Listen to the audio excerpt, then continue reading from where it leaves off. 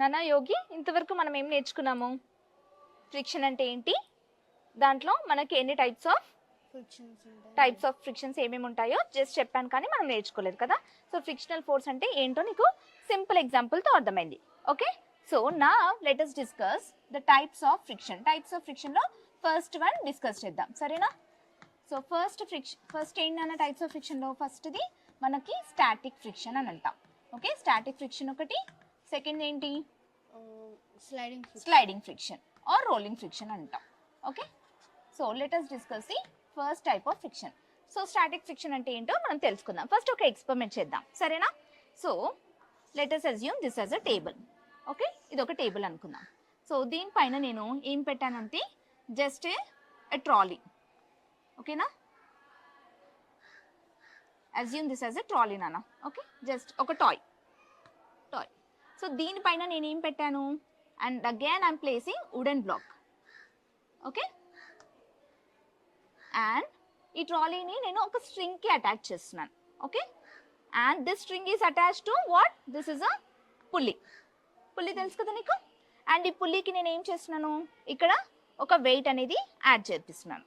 Okay, this is a weight, ఇవి weights మనకి. Okay, this is a pulley. ఇదేంటి, ఇది surface or some table.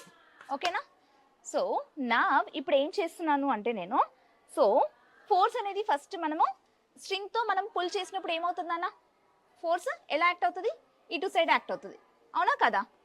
Normal force మనం act చేసినప్పుడు ఏమవుతుంది, టాయ్ మూవ్ అవుతుందా కాదా, trolley? Yes, it will move at a certain distance కదా. ఇక్కడ వెయిట్ యాడ్ చేశాను, గుర్తుపెట్టుకో. Okay, so these are the weights which are added. So I'm pulley. So ఏమవుతుంది, ఈజీగా మూవ్ అవుతుందా, మూవ్ అవ్వదా? Yes, it will move. కానీ ఈ వుడెన్ బ్లాక్కి ఏమవుతుంది, వుడెన్ బ్లాక్ కూడా it will move along the direction of the trolley కదా. సో వుడెన్ బ్లాక్ కూడా మోషన్లో ఉన్నట్ట, ఇప్పుడు రెస్ట్లో ఉన్నట్ట? Yes, it is also in motion. Okay, with respect to ఏంటి, with respect to the weights and with respect to the pulley. Yes, yes, with respect to the string, the wooden block will be also in the motion. Okay, so according to the trolley, what is its position? It is in rest position. Okay, according to the trolley it is in rest position, according to the string it is in the moving position కదా. So ఇప్పుడు నేను weights increase చేస్తూ పోతున్నాను నాన్న. Increase చేసినప్పుడు ఆబ్వియస్గా ఎలా ఉంటుంది మనకి, it will be difficult to move the trolley. So నీకు ఫ్రిక్షన్ ఫోర్స్ ఎక్కడ యాక్ట్ అవుతుందా, ట్రాలీకి యాక్ట్ అవుతుందా, లేదంటే ఇక్కడ వుడెన్ బ్లాక్ యాక్ట్ అవుతుందా? వీల్స్ కాదు, వీల్స్ కి ఆటోమేటిక్ గా ఇది వచ్చేస్తుంటది, we're pulling it right. So ఇక్కడ ఏమవుతుంది, వుడెన్ బ్లాక్ కి it is acting the friction కదా, ఇక్కడ ఫ్రిక్షన్ ఫోర్స్ అనేది యాక్ట్ అవుతుంది. సో ఇప్పుడు మనం చదువుదాం. సో వెయిట్ యాడ్ చేసినప్పుడు చేంజెస్ ఏమవుతున్నాయి నాన్న, what happens to the position of the block kept on the trolley? Does it fall or move along with the trolley? What changes will occur అనేది చూద్దాం. So what you will notice that the trolley with the block on it moves towards left. అంటే trolley ఎలా move అవుతుంది, left position లో move అవుతుంది. ఓకేనా, with the acceleration. దానికి ఒక యాక్సిలరేషన్ అంటూ ఉంటుందా నాన్న? yes, it will move along with the string and it has an acceleration కదా, మోషన్ లో ఉంటుంది కాబట్టి యాక్సిలరేషన్ ఉంటుంది.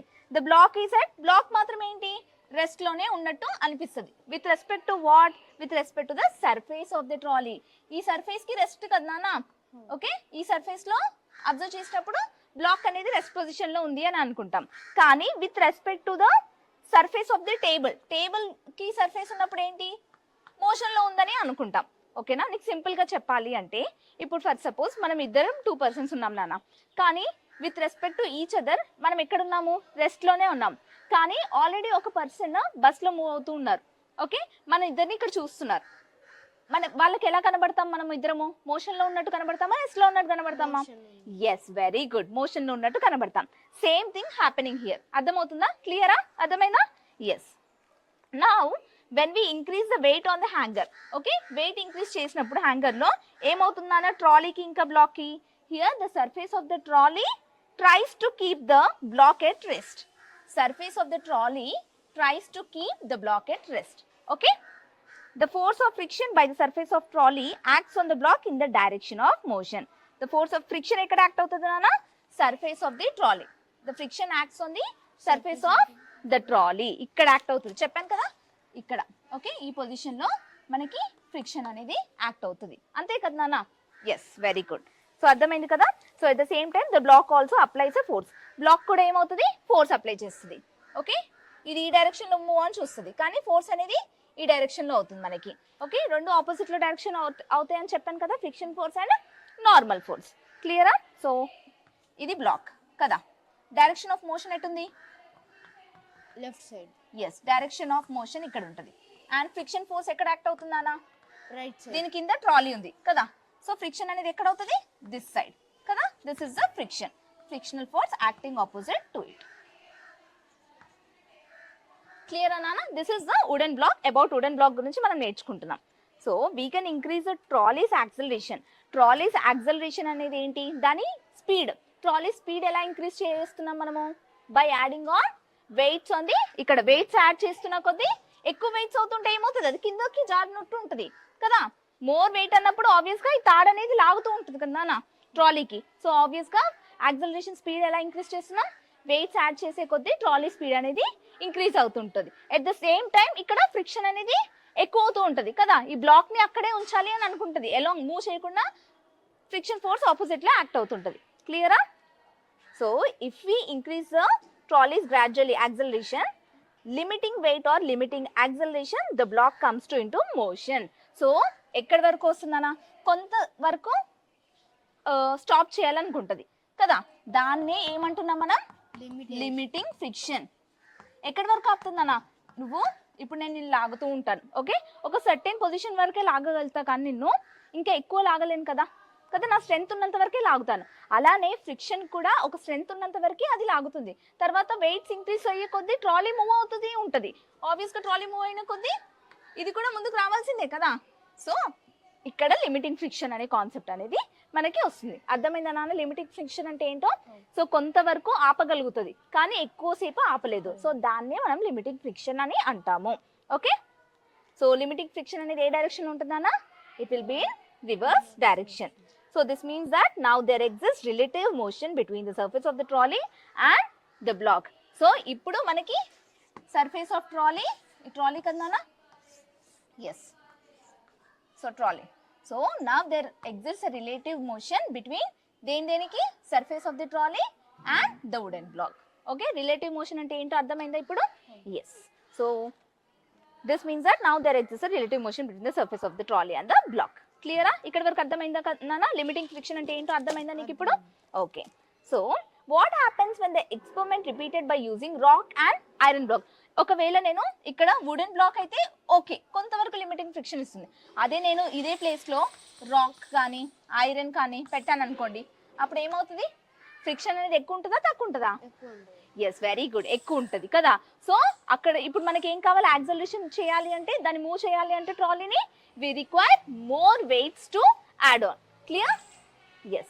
So does the limiting weight change? Limiting weight అనేది చేంజ్ అవుతుంది అప్పుడు? Yes, obvious గా weights అనేవి ఇంక్రీజ్ చేస్తూ పోవాలి. అప్లై, ఇప్పుడు మనము ఓకే ఇంకొకటి ఏం చేయొచ్చు మనము, we can apply some grease. నేను చెప్పాను కదా లూబ్రికెంట్స్ యాడ్ చేయొచ్చు అని చెప్పి. ఫ్రిక్షన్ తగ్గించాలంటే ఏం చేయాలి? Yes. Can we eliminate completely the friction? No. But we can reduce the friction by adding the lubricants like grease కానీ, okay, lubricant oils కానీ యూస్ చేసి, yes, kerosene, very good. So అలాంటివి రెడ్యూస్ చేయొచ్చు. Okay, so అప్పుడు limiting wait కి కొంచెం change అనేది ఉంటుంది.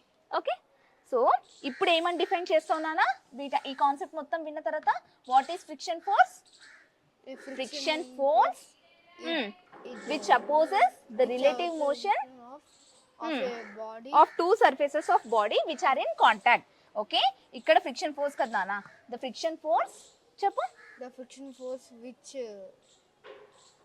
which opposes, oppose చేస్తుంది కదా, which opposes the friction which opposes the direction. ఏం అపోజ్ చేస్తుంది? రిలేటివ్ మోషన్ ని అపోజ్ చేస్తుంది కదా. The friction force is a force which opposes the relative motion between the two bodies. Two bodies పైనే ఉంటుంది friction, ఒక బాడీ పైన కాదు. టూ బాడీస్ ఉన్నప్పుడే మనకి ఫ్రిక్షన్ అనేది డెవలప్ అవుతుంది. ఓకేనా? ఎస్, జనరేట్ అవుతుంది. So the friction force which opposes the relative motion of the two surfaces of the body is called the friction force. క్లియరా? Are you clear with this concept? So what is limiting force? అర్థమైంది కదా?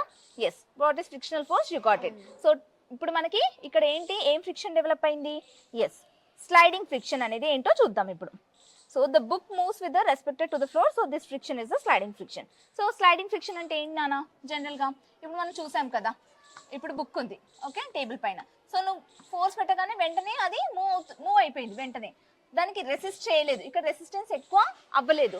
ఎక్కడైతే తక్కువ less friction ఉంటుందో అక్కడ sliding friction అనేది develop అవుతుంది. ఇప్పుడు మనం ఇందాక చాక్ పీస్ ఇలా మూవ్ చేసాం, ఇప్పుడు చూడు ఈజీగా మూవ్ అవుతుందా? Yes. So what is this? This is a type of friction? Sliding friction. Okay, ఈజీగా స్లైడ్ అప్ అవుతుంది. నువ్వు స్లైడర్ కూడా ఆడతావు కదా, అక్కడ నువ్వు తొందరగా ఈజీగా మూవ్ అవుతావా? పైనుంచి కిందకి స్లాంట్ గా ఉంటుంది కదా పొజిషన్ అనేది. Skating. Yes. So if the ball is kept here, it will easily move, right? So this is what sliding friction. So మనం static friction అంటే ఏంటో చూద్దాం. ఓకే, సో sliding ఇది. What is sliding?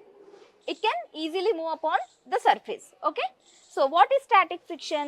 Static friction అనేది ఎప్పుడు వస్తుంది అంటే when the surfaces of objects are rest relative to each other. So మనకి ఆబ్జెక్ట్ అనేవి రెస్ట్ లో ఉన్నప్పుడు స్టాటిక్ ఫ్రిక్షన్ అనేది డెవలప్ అవుతుంది. ఓకే ఓకే, స్లైడింగ్ ఫ్రిక్షన్ ఎక్కడ అవుతుంది? మూవ్ అయ్యేటప్పుడు. Okay, when it is the body is in motion then the sliding friction comes. When the static friction is come, when the static friction comes అంటే అది stop లో ఉన్నప్పుడు, rest లో ఉన్నప్పుడు. Okay, relative లో ఉన్నప్పుడు అది. yes, very good. When the surfaces of the objects are at rest relative to each other, even there is an external force acting upon it. Okay na? So external force act అవుతున్నా కానీ static friction అనేది ఉంటుంది నాన్న. ఎందుకు అంటే కొన్ని వస్తువులు మనము తొందరగా జరపలేం. ఫర్ ఎగ్జాంపుల్ ఇప్పుడు నువ్వు కూర్చున్నావు నాన్న, ఓకే, నేను ఇప్పుడు జరపగలుగుతానా ఎక్కువ? నో. ఎందుకు? ఇక్కడ ఏం ఫ్రిక్షన్ అవుతుంది నాకు? Static friction. You are at rest position కదా, but still I'm unable to move you. Why because yes it is a static friction. అర్థమైందా? రోలింగ్ ఫ్రిక్షన్ అంటే ఏంటి? నేను ఈజీగా మూవ్ చేయగలుగుతున్నాను. అంటే సూట్ కేస్ ఉంటుంది కదా, సూట్ కేస్ ని లాగేటప్పుడు వీల్స్ ఉండడం వల్ల అదేమవుతుంది? ఈజీగా మూవ్ అవుతుంది. అదే వీల్స్ లేకుండా నువ్వు మూవ్ చేయాలంటే it will become hard to move కదా. ఎందుకు? Depending upon the surface. అక్కడ సర్ఫేస్ స్మూత్ గా ఉంటే we can easily move. That is called sliding friction or rolling friction. Okay, క్లియరా? అర్థమైంది కదా టూ టైప్స్ ఆఫ్ ఫ్రిక్షన్ ఏంటో? ఎస్. సో ఇక్కడ యాక్టివిటీ ఒకటి చూద్దాం. So push observing the variation of friction. So next topic ఏంటో చూద్దాం. So what is the static and sliding friction ఎప్పుడు వస్తాయో మీకు అర్థమైంది కదా. వాట్ ఆర్ దోస్ అని కూడా అర్థమైందా? Yes. Are you clear? Yes. Now let us move. Yes, observing the variation of friction.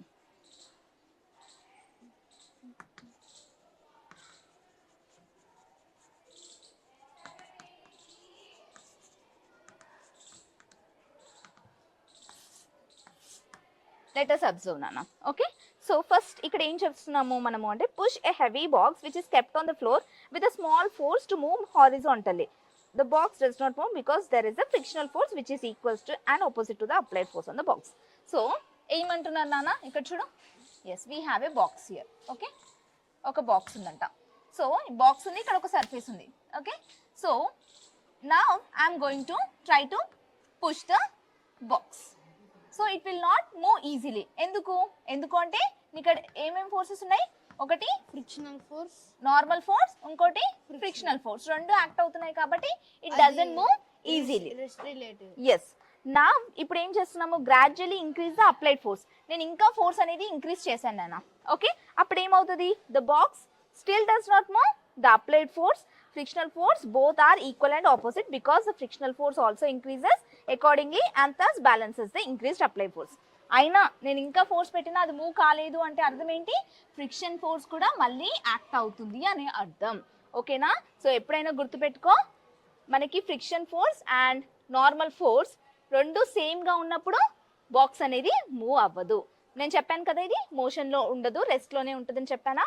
First thing that is what. Next, but there is a limit to the static friction కదా. ఈ friction ఎంత వరకు ఉంటుందన్నా? దాని limiting వరకే ఉంటుంది కదా. అందుకే మనం ఏమన్నా లిమిటింగ్ ఫోర్స్ అని అంటాం. సో లిమిటింగ్ ఫోర్స్ ఎప్పుడు వస్తుంది? అది ఎంతవరకు సస్టైన్ అయ్యి ఫ్రిక్షన్ అనేది డెవలప్ చేస్తుందో అంతవరకే చేయగలుగుతుంది. తర్వాత ఏమవుతుంది, దానికి ఒక లిమిట్ అనేది వస్తుంది. సో లిమిట్ ఫోర్స్ Certain వరకే limit అది ఆ సర్టెన్ లిమిట్ వరకే అది ఆపగలుగుతుంది.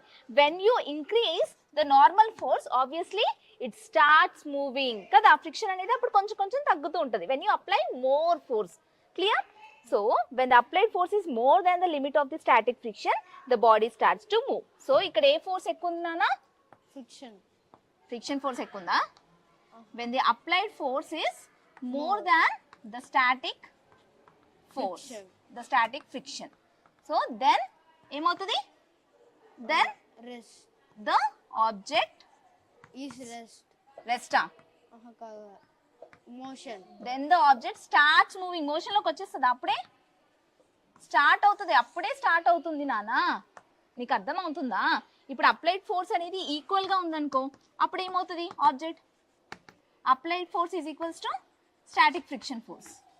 ఏమవుతుంది అప్పుడు? ఆబ్జెక్ట్ అనేది Move. మూవ్ అవుతుందా? Apply static friction.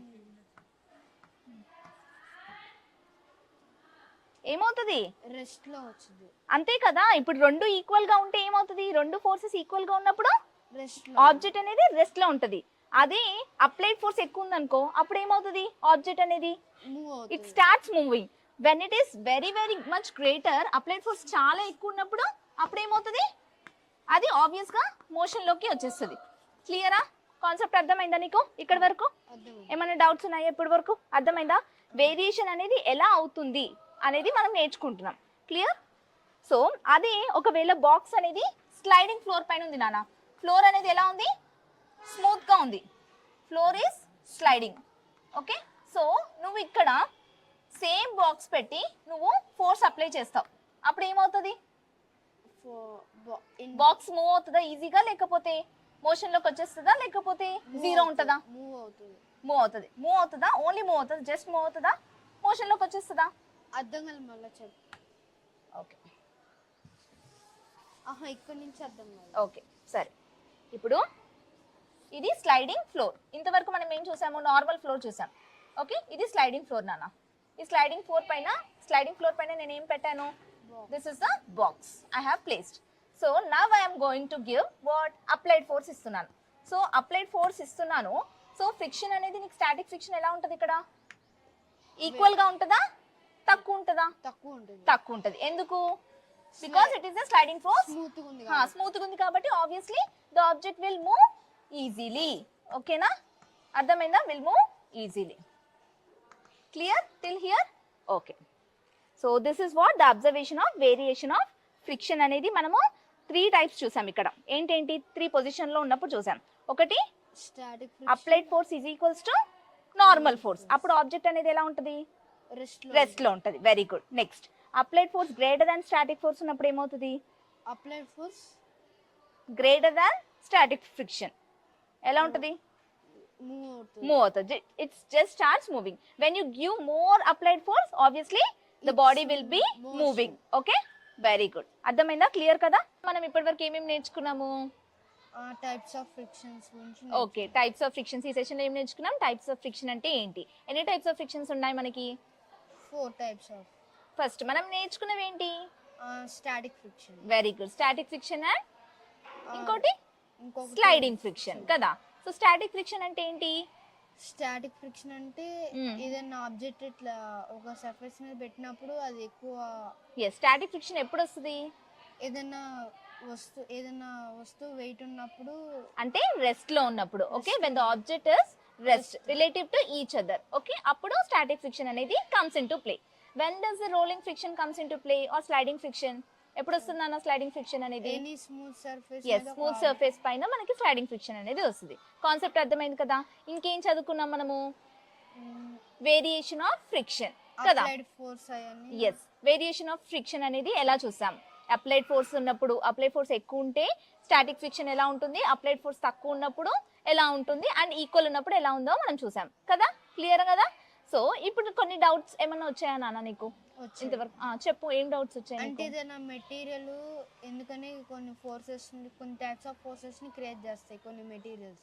Okay, materials అనేవి డిఫరెంట్ గా ఉన్నప్పుడు ఫోర్సెస్ ఫ్రిక్షన్ అనేది ఎందుకు తక్కువ ఎక్కువ ఉంటుంది అంటున్నావా? క్రియేట్ ఎందుకు చేస్తాయని. ఓకే ఏమేంటే ఎందుకని క్రియేట్ అవుతాయి టైప్స్ ఆఫ్ ఫ్రిక్షన్స్ అని. ఓకే సో బేసిక్ గా మనకి ఏంటి 2 టైప్స్ ఆఫ్ ఫ్రిక్షన్స్ ఉంటాయి నాన్న. లెస్ ఫ్రిక్షన్ ఉంటుంది, మోర్ ఫ్రిక్షన్ ఉంటుంది. అంటే దేనిపైన డిపెండ్ అయి ఉంటుంది ఆ ఫ్రిక్షన్ అనేది? ఆబ్జెక్ట్ సర్ఫేస్ పైన డిపెండ్ అయి ఉంటుంది. ఇప్పుడు చూడనా, ఇదేంటి స్మూత్ సర్ఫేసా రఫ్ సర్ఫేసా? Smooth. So smooth surface. Smooth surface ఉన్నప్పుడు ఆబ్వియస్ గా ఫ్రిక్షన్ అనేది ఎక్కువ ఉంటుందా తక్కువ ఉంటుందా? ఎక్కువ ఉంటుంది. ఫ్రిక్షన్ ఎక్కువ ఉంటుందా తక్కువ ఉంటుందా? స్మూత్ సర్ఫేస్ మీద స్మూత్ ఆబ్జెక్ట్ పైన ఫ్రిక్షన్ అనేది తక్కువ ఉంటుందా ఎక్కువ ఉంటుందా? తక్కువ ఉంటుంది. ఎస్ తక్కువ ఉంటది. ఎప్పుడు ఎస్ తక్కువ ఉండడం వల్ల ఫ్రిక్షన్ అనేది అప్పుడు ఈజీగా మూవ్ అవుతుంది కదా. అదే రఫ్ సర్ఫేసెస్ పైన ఫ్రిక్షన్ అనేది తక్కువ ఉంటుందా ఎక్కువ ఉంటుందా? ఎక్కువ ఉంటుంది. ఎక్కువ ఉంటది. ఎందుకు? ఇట్ హ్యాస్ మోర్ గ్రిప్ కదా, మోర్ బంప్స్ ఉంటాయి. ఫర్ ఎగ్జాంపుల్ కార్పెట్ ఉంటుంది మనకి. కార్పెట్ పైన మనం అంత ఈజీగా రోల్ అవ్వచ్చా? అవ్వలేము. ఎందుకు? It will have more grip. ఇప్పుడు నువ్వు షూస్ కూడా నీకు స్మూత్ షూస్ ఉన్నాయనుకో, నువ్వు నడిచేటప్పుడు ఏమవుతుంది? జారి పడిపోతావు, స్కిడ్ అవుతావు. అదే నీకు కింద గ్రిప్స్ ఉంటాయి కదా డిఫరెంట్ గా. సో గ్రిప్ ఉన్నప్పుడు ఏమవుతుంది? ఫ్రిక్షన్ అనేది మోర్ ఉంటుంది. అందుకనేసి డిఫరెంట్ ఆబ్జెక్ట్స్ కి డిఫరెంట్ టైప్స్ ఆఫ్ సర్ఫేసెస్ ఉంటాయి. క్లియరా? అర్థమైంది కదా. ఓకే నెక్స్ట్ ఏంటి ఇంకా? ఇంకొక క్వశ్చన్ ఏంటంటే, ఎందుకని ఏదైనా ఎనీ వెయిట్ ఆబ్జెక్ట్ పెట్టినప్పుడు ఫోర్స్ అనేది ఎక్కువ తీసుకుంటుందని? ఓకే అంటే వెయిట్స్ ఎక్కువ ఉన్నప్పుడు ఫ్రిక్షన్ అనేది ఎందుకు ఎక్కువగా ఉంది అని అడుగుతున్నావు అంతేనా? సో నీకు అక్కడ వెయిట్స్ ఎక్కువ ఉన్నప్పుడు ఆబ్వియస్ గా ప్రెషర్ అనేది తక్కువ ఉంటుందా ఎక్కువ ఉంటుందా నాన్న? అర్థం కాలేదు. వెయిట్స్ ఇప్పుడు ఎక్కువ ఉన్నాయి. ఓకే వెయిట్స్ ఎక్కువ ఉన్నాయి. నీకు అప్పుడు ఏమంటున్నావు? ఫ్రిక్షన్ ఎక్కువ ఎందుకు వస్తుంది అని అడుగుతున్నావు. వెయిట్స్ ఉన్నప్పుడు ఆబ్వియస్ గా ప్రెషర్ అనేది ఎక్కువ ఉంటుందా తక్కువ ఉంటుందా? ఎక్కువ ఉంటుంది. ఎక్కువ ఉంటది. ప్రెషర్ ఎక్కువ ఉన్నప్పుడు ఆబ్వియస్ గా ఫ్రిక్షన్ అనేది ఏమవుతుంది? ఎక్కువ ఉంటది కదా. So the pressure between the object and the weights, so ఎక్కువ ఉన్నప్పుడు there will be more friction. అందుకని క్లియరా? అర్థమైంది కదా. ఓకే సో ఇప్పుడు నేను కొన్ని క్వశ్చన్స్ అడగనా నిన్ను, నీ కాన్సెప్ట్ అర్థమైందా లేదా నేను అడుగుతాను. ఓకే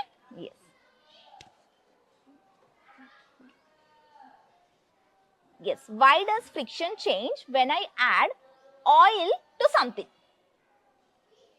అంటే అంటే ఒక వస్తువు మీద లూబ్రికెంట్ ఎక్కువ ఉంటుంది. ఎస్ ఆయిల్ ఏం చేస్తుంది ఇక్కడ? It reduces the friction. ఏమని చెప్పాలి? Oil reduces the friction and increase the lubricant. Yes lubricant increase చేస్తున్నాము అంటే ఏంటి?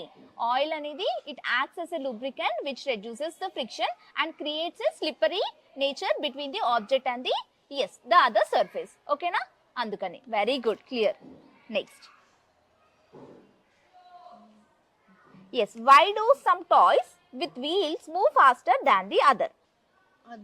అంటే కొన్ని టాయ్స్ ఈజీగా మూవ్ అవుతాయి నాన్న, కొన్ని టాయ్స్ మాత్రం వీల్స్ ఈజీగా మూవ్ అవ్వవు కదా. ఎందుకు? ఎందుకంటే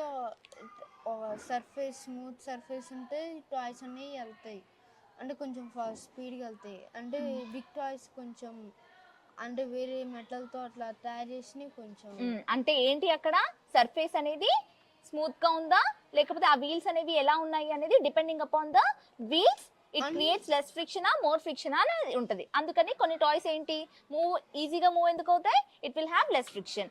హార్డ్ గా ఎందుకు మూవ్ అవుతాయి? ఎందుకంటే ఇట్ హ్యాస్ గ్రిప్ ఎక్కువ ఉంది కాబట్టి more friction, so it can't move. Clear కదా? క్లియర్? అర్థమైందా ఇంతవరకు కాన్సెప్ట్? ఓకే నాన్న నెక్స్ట్ కాన్సెప్ట్స్ నెక్స్ట్ క్లాస్ లో నేర్చుకుందాం.